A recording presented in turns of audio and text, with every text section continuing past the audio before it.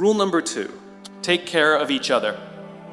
The United States Navy SEALs are perhaps the most elite warriors in the world.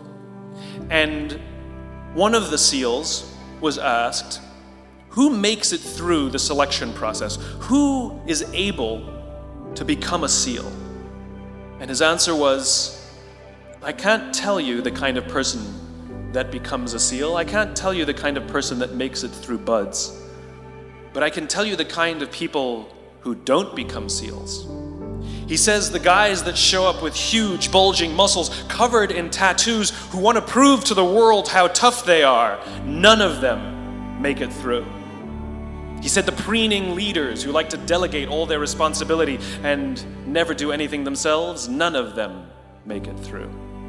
He said the star college athletes who've never really been tested to the core of their being, none of them make it through. He says some of the guys that make it through are skinny and scrawny. He said some of the guys that make it through, you will see them shivering out of fear.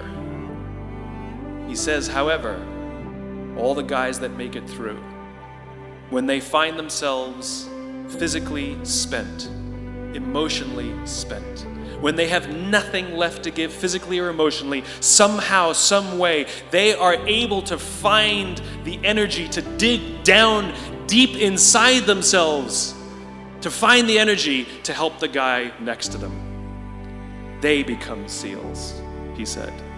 You want to be an elite warrior. It's not about how tough you are. It's not about how smart you are. It's not about how fast you are. If you want to be an elite warrior, you better get really, really good at helping the person to the left of you and helping the person to the right of you. Because that's how people advance in the world. The world is too dangerous and the world is too difficult for you to think that you can do these things alone.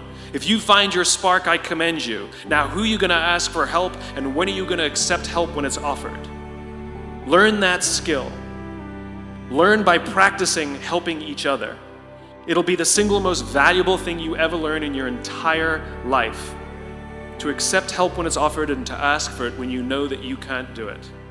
The amazing thing is when you learn to ask for help, you'll discover that there are people all around you who've always wanted to help you. They just didn't think you needed it because you kept pretending that you had everything under control. And the minute you say, I don't know what I'm doing, I'm stuck, I'm scared, I don't think I can do this,